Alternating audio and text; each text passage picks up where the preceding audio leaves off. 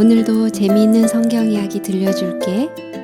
2권 2편 둘째 이야기, 구원을 위하여 태어난 아기. 마차를 타고서 새로 지은 국고성 비돔과 람셋을 돌아보던 바로는 걱정이 태산 같았어요. 그리고 화가 치밀어 올랐어요. 그는 이전에 한 번도 그렇게 많은 히브리인들을 본 적이 없었거든요. 들에도 벽돌가마 주위에도 온통 히브리인 뿐인 것 같았어요. 그들은 강가의 배로부터 큰 돌덩이들을 끌어내려서 집과 신전을 짓고 있는 곳으로 운반하고 있었어요. 어느 곳에나 히브리인 뿐이었어요. 제일 꺼림칙한 것은 그들 모두가 참으로 튼튼하고 힘센 장사같이 보인 것이었어요. 힘에 겨운 일을 시켜서 그들을 없애버리려고 생각했었는데 오히려 전보다 더 수가 많아진 거예요. 그의 계획은 다 틀려버린 거예요. 바로는 이제 남은 길은 오직 한 가지라고 생각했어요. 만약 힘든 일을 시켜서 없애지 못한다면 다른 수를 써서라도 그들을 없애야만 한다고 생각했어요. 그렇다면 히브리인들의 아기가 태어나자마자 죽이는 것보다 쉬운 일이 어디 있겠어요? 그래서 그는 히브리인들의 모든 사내 아이들을 강에 던져버리라는 법령을 만들었어요. 히브리의 부모들은 그 끔찍한 소식을 듣고 얼굴이 새파랗게 질렸어요. 처음에는 도무지 믿을 수가 없었어요. 모든 사내 아이들을 죽이라고 할 만큼 잔인한 임금님이 있을 리가 없었거든요. 그렇지만 그것은 사실이었어요. 잠시 후에 사람들은 아기를 빼앗아 가지고 빠져 죽거나 악어에게 잡아 먹히도록 나일강에 던져 넣는 군인들의 끔찍한 이야기를 들었어요. 갓난아이나 어린아이가 있는 사람들의 마음은 어땠을까요? 엄마 아빠들은 말할 것도 없고 형과 누나들은 얼마나 걱정했을까요? 이때는 이스라엘에게 가장 암담한 때였어요. 그들은 오랫동안 힘든 일과 감독들의 무자비한 대우를 참아왔어요. 그러나 무정하게 아기까지 죽이는 데는 그들도 더 이상 참기가 어려웠어요. 그 일 때문에 전에 애굽에 살기를 좋아했던 그 이상으로 자기들의 고향을 그리워하게 되었어요. 전에는 별로 기도하지 않았지만 이제는 더 열심히 구원을 위해서 기도하기 시작했어요. 그들에게는 지금 도움이 필요했어요. 바로 이런 순간에 모든 희망이 끊긴 듯하고 모든 사람이 거의 낙담에 빠져가려는 때에 하나님께서는 구원을 위해서 한 아기를 보내셨어요. 그 일은 이렇게 일어났어요. 어느 날 아므람과 요게벳의 집에 한 사내아이가 태어났어요. 이 경건한 히브리 부부에게는 미리암이라는 소녀와 아론이라는 소년이 있었고 또 한 아기를 갖게 되었던 거예요. 그런데 이걸 어쩌나? 지금은 안 되는데요. 군인들이 아기를 찾으러 올 텐데 어떡하죠? 부모님이 그 갓난아기에게 어떤 이름을 지어주었는지는 아무도 확실히 몰라요. 아브라함이나 에녹, 요셉 같은 이름일지도 몰라요. 이름을 지었더라도 부를 수 없게 될 것이었으니까요. 차차 알게 되겠지만 그 후에 그에게는 또 다른 이름이 지어졌는데 그가 살아있는 동안은 이 이름으로 불리웠어요. 요게벳은 헌신적인 어머니였어요. 그녀는 죽는 한이 있어도 아기를 군인들에게 주지 않기로 결심했어요. 어떻게 해서 간신히 그녀는 3달 동안이나 아기를 몰래 지켜냈어요. 하지만 3달 된 아기를 숨긴다는 것은 어디에서고 보통 어려운 일이 아니었어요. 아기가 큰 소리로 울 때를 한번 생각해 보세요. 어느 날 요게벳은 더 이상 비밀을 간직할 수 없다는 것을 깨닫고 한 가지 좋은 꾀를 생각해냈어요. 그녀는 작은 배를 만들어서 아기를 안에 넣고 강가에 살짝 띄우기로 했어요.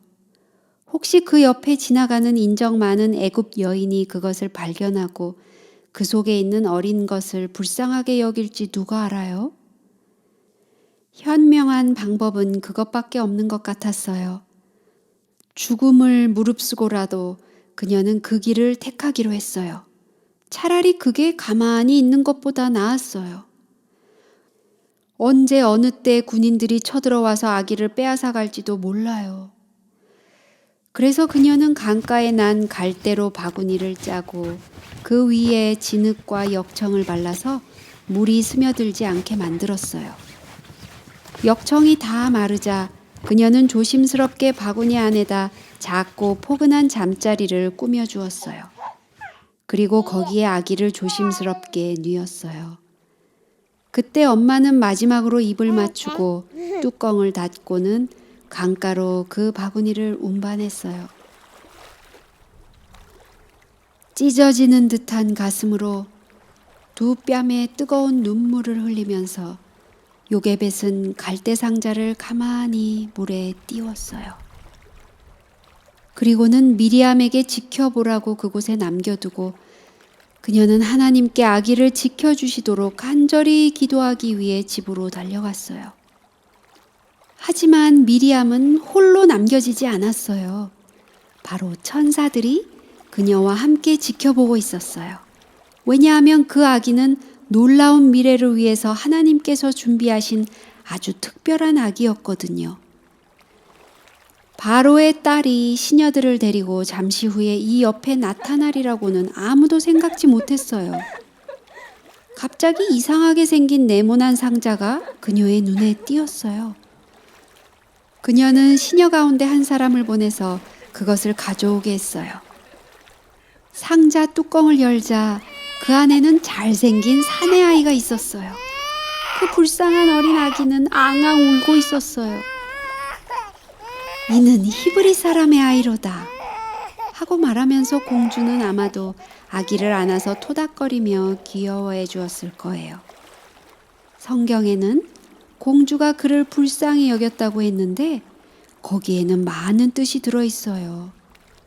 그녀는 아버지처럼 잔인하고 무정한 사람이 아니었어요. 시녀들이 아기를 둘러서서 어떻게 할까 하고 바라보고 있는데 미리암이 살짝 나타났어요.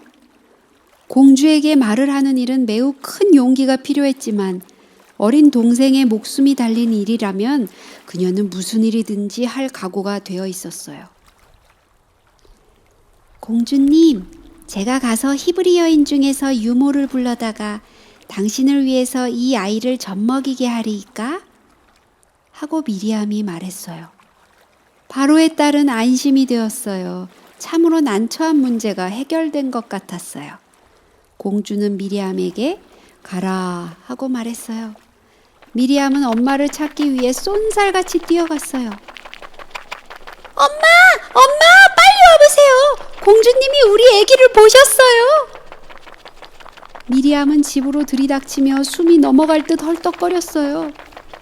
여러분, 요게벳이 집에서 강가에까지 가는데 얼마나 오래 걸렸을 것 같아요?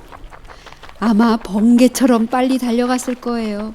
그녀는 그렇게 빨리 달려본 적이 한 번도 없었어요. 거기에는 공주와 시녀들과 젖달라고 앙앙 우는 아기가 있었어요. 요게벳은 너무 기뻐서 웃어야 할지 울어야 할지 몰랐어요. 그렇지만 요게벳은 공주가 그녀를 아기의 엄마인 줄 알까봐 아무렇지 않은 듯한 얼굴을 했어요. 그때 공주가 친절하게 말했어요. 이 아이를 데려다가 나를 위하여 젖을 먹이라. 내가 그 삭을 주리라. 요게벳은 자기의 귀를 의심했어요. 요게벳이 아기를 안고 달래는 것으로 봐서 그녀가 아기의 엄마라는 것을 충분히 눈치챌 수 있었지만 공주는 아무 말도 하지 않았어요. 공주와 시녀들이 궁전으로 떠났을 때 요게벳과 미리암은 기쁨에 넘쳐서 집으로 급히 돌아왔어요.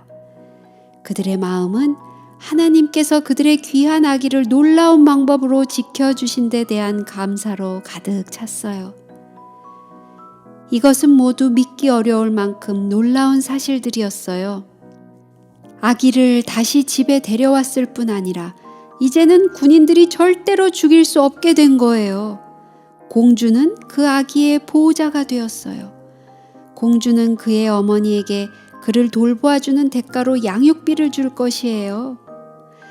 요게벳은 아기에게 제일 좋은 음식을 먹일 수 있었어요. 제일 좋은 것으로 아기를 기를 수가 있었어요. 바로의 딸이 그 돈을 모두 대주겠다고 했거든요. 이제 아기는 이름을 가지게 되었어요.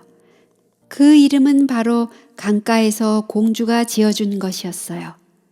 그것은 모세라는 이름이었어요. 그 뜻은 건져냄이었는데 이는 내가 그를 물에서 건져내었음이라 하고 공주가 말했기 때문이에요.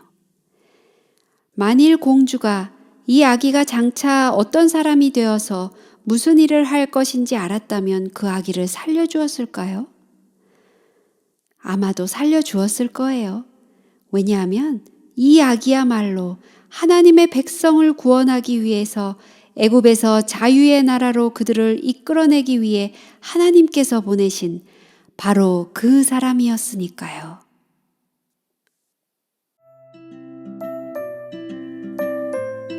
오늘 이야기는 여기까지야. 다음에 또 재미있는 성경 이야기 들려줄게. 안녕.